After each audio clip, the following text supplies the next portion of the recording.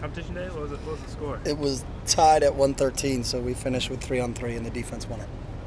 So. How do you feel like that went? What, more hitting, obviously, another physical day? Yeah, we needed it. I thought those guys did a really nice job, and it was, we did 3-on-3 by class, so in freshmen, sophomores, juniors, and seniors, and the defense won 3 out of the 4 on that one. And the offense had been winning that drill earlier, so some of those guys stepped up and did a nice job. So they finally got one of them. We had 3 competitions today. The offense won 2, and then they won the 3rd one. So. Do you have a formal scrimmage plan between now and No, we're just going to practice again with officials on Thursday. So just situation stuff. We're we're set, and we kind of know who our ones are. It's more of trying to figure out who those other guys are. So, I'm almost positive Darren will play against LSU, and I think LaMichael will play. So, it's really trying to get more reps for those other guys. So, and for us, it'll be more practice situations because those guys were so young. Without that many redshirt freshmen and true freshmen, we got to try to get them through, and really a scripted scenario. Now, where is it? Because sometimes you say we hope it happens during the course of a scrimmage, but if it doesn't happen, it doesn't happen. So it'll be a lot of scripted situations that we can really make sure we get a handle, and it's always good to practice with officials there. So. What about determinations on freshmen? I assume there's a couple guys that you're pretty sure you're going to have to play right away. Yeah, we'll go through Thursday, and then we'll have a big meeting Thursday night, and then kind of finalize it Friday. They'll just run and lift on Friday. We're not going to practice, and then we'll start practice again on Saturday. So we'll have a pretty good idea by Saturday, and then really a lot of things determined too with Oz and which ones of those guys are going to contribute early on special teams. And we're not going to play somebody if they're only going to play 2 or 3 snaps a game.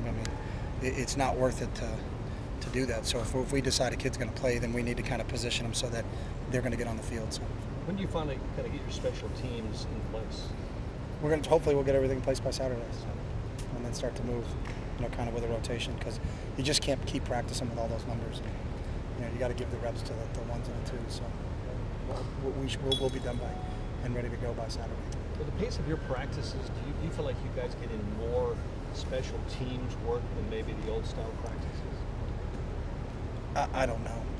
I don't watch other people practice during the preseason camp, but I know it's a big emphasis for us. I can go to so many games just in the last 2 years that have been determined by special teams. The extra point in the Arizona game, the blocked extra point in the Purdue game, return touchdown for a punt return for a field goal. A punt return against Utah, the punt return against Cal, the blocked punt in the Washington game. You go through the last couple of years, I can't tell you how many games have been decided because of our special teams. So it's a big emphasis for us. You mentioned the ones are pretty set. Does that include the center position?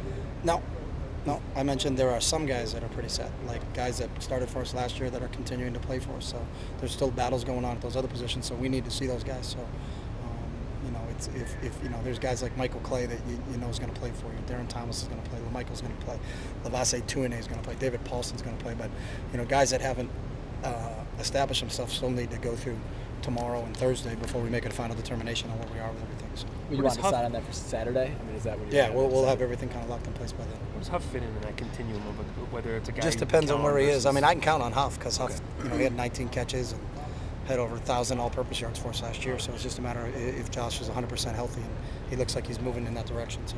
Even though he missed some time in the spring and in camp, you still feel good about it? I still feel good about Josh in terms of what he's done and staying on top of things. And he picked everything up a year ago like that, so it's not like he's going to come in and struggle where to line up or what to call and all those other things. So.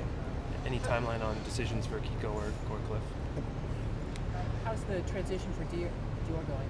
It's a work in progress, I think, because he's spent his whole life as a defensive back. Now he's bouncing over, but, he flashes. Obviously, he's a really, really good athlete. And then you'll see him make a couple plays, and then he'll make a mistake. But sometimes it's just because he's not 100% sure what he's going to do. But I think he's doing a nice job with it, and he's handled it great, especially from a mental attitude. He just wants to contribute and play. So. You guys are closing down practice until the LSU game. What went into that decision? What's that? The closed practices before the LSU game. What went into that decision? We just felt like we wanted to do it. Are you going to continue that throughout the season? I don't know. What would you say to the fans that they're used to? There's some fans that come to practice every single day. What would you say to them? My concern is our football team. So.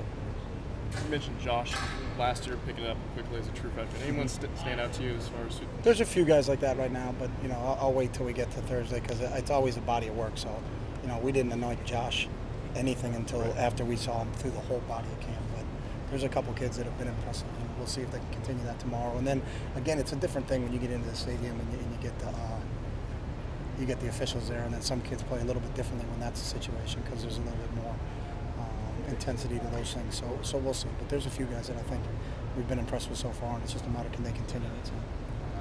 Hey, with the loss of Grady and the suspension of Cliff, there's a lot of youth at the cornerback for you guys. Can you talk about those young guys and how you feel like they've been progressing these last couple of weeks? They've been doing a great job. You know, we've known Cliff's been out for a long time, and those young guys battled very well and put themselves in positions to play. So just because time served means nothing in terms of that you deserve a spot to play because you've been here for 3 or 4 years. It's the best players are going to play. You know, and again, the strength of our football team is probably our youth. You know, we don't have many seniors to begin with. You know, I think you think of kids like LaMichael and Darren and all those guys as veterans, but they're still in the juniors. You know, so it's just I feel real confident with the group of kids we have in the secondary right now. John Neal's as good a secondary coach as there is, and he's really, really confident in the guys we have. So we feel real good about our secondary. Thanks, Coach. Thank you.